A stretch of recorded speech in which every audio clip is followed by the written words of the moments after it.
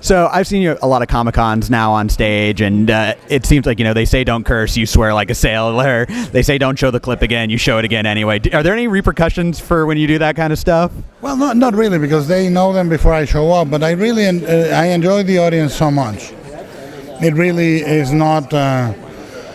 it's not easy for a filmmaker that to interact with his audience, because a theatrical performer gets applause or boo every night. A filmmaker is alone and a little crazy for 2-3 years, and then he comes out with his movie and gets tomatoes or applause. So it's a sacred moment, and Comic-Con has been my home for double-digit time. I was here in the 90s, and I feel really. It's an experience I wouldn't miss, ever. So, this film and then The Devil's Backbone and Pan's Labyrinth, it seems like your films set in the past have a kind of a melancholy air to them. And I was wondering sort of where that comes from when you, look at the past. Well, in general, even in a movie like Pacific Rim, there is, I am just fascinated by a sense of loss. If you realize Pacific Rim was not a movie about how we won the war, rather than a movie about how we almost lost it completely. And it starts when we're losing. I really am more interested in loss than I'm interested in gain, because I think I love characters that gain a certain insight, a little bit of wisdom, and purge a little bit of their demons through loss.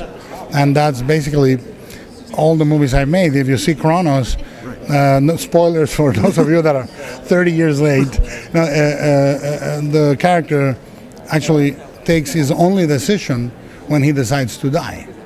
So I'm just thematically attracted to that stuff. Now, with Crimson Peak, what made you want to come at that theme from this angle? What was it about this story that said I hadn't explored it in this way before? Well, I jokingly say that Magritte's "This Is Not a Pipe," the idea of presenting an object that is exactly what you can recognize, but trying to subvert some of the things that make it be viewed like that is what I like to do. I am not postmodern, I'm not ironic, I'm completely earnest, and therefore Pacific Rim needs to be giant robot, giant monsters. I cannot wink my eye and say, now I'm going to make fun of it. I love it. Right. The same is true of Crimson Peak. I get high on my own supply. So I wanted a really lavish throwback to classic gothic romance, and no one was making it, so I made it. But at the same time, and we can discuss it after you see it and after you guys see it, I actually subverted some of the key things on gothic romance. But you're not going to pull back and find out we were all in a movie studio, it was a dream, the house is a rocket ship from Mars and they are tested. None of that. There's no twist endings. It's a truly classical gothic romance. Did you pull inspiration from like Jane Eyre and Wuthering Heights? Did you look to those when you were like working on the scripts? Well, the movie is, curiously enough, more influenced by books than by movies. So when we talk Jane Eyre, Wuthering Heights, Dragonwyck, Rebecca, I'm talking more about the books in a way. I wanted very much to make it lavish. So many moments in the movie, I tried to evoke a Technicolor production.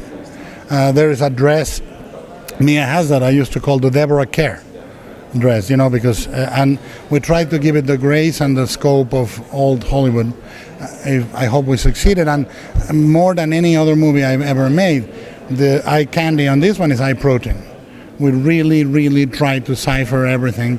Is, in my estimation, you don't have to agree, the most beautiful movie I've made, and nevertheless is the one where I've been able to put more content. And I'll talk about it a little on the book of the movie. I'll talk about it in the commentary of the movie. But if you see it and you like it, provided that happens, we can talk more about it. It's a very carefully ciphered movie. And before I let you go, I was just wondering, with Pacific Rim 2, will we get to go more inside the kaiju world for the sequel? I won't say, but it's really, we're deep into it. I'm on the third month of design. I have committed, which I am very slippery about committing. I have committed to myself to start shooting in November. So it's up to Legendary and Universal, but as a director, I had to leave Dark Universe in order to do Pacific Rim. So and we have it's different from the first one. I can tell you if you like the first one, you like this one, but different concept.